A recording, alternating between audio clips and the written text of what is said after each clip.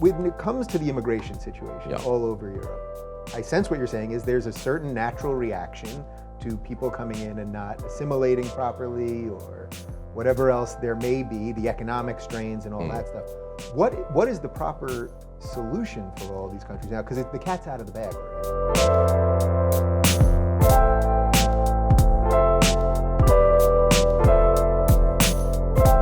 Well, actually, a lot of the response is misguided in my view. Because, for example, there is a widespread perception and feeling that immigration imposes costs on the countries that the immigrants go to. All of the research shows that actually this is not the case. Immigrants are actually extremely good news because typically they are younger than the host population.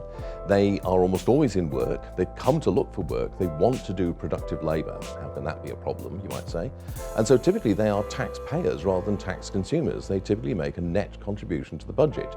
They do not depress wages because typically they do work that the indigenous population either can't or won't do, usually because they lack the skill set. They do have a marginal depressing effect on the wages of the bottom 10% of the income range, but that's about it. But there's a widespread misconception or misunderstanding of what the economics of immigration is actually about, and that's a failure of public education, really. So that's part of it. I think the more profound thing, though, is a feeling that there's a threat to an established indigenous culture. And I think the response here is to simply be more confident. You know, I have enormous confidence in the assimilative power of the culture of a free society. And I think the thing to do is not to say, okay, here are people who are asserting a particular collective cultural identity. What we need to do is assert our own one in response to that and aggressively against that first one.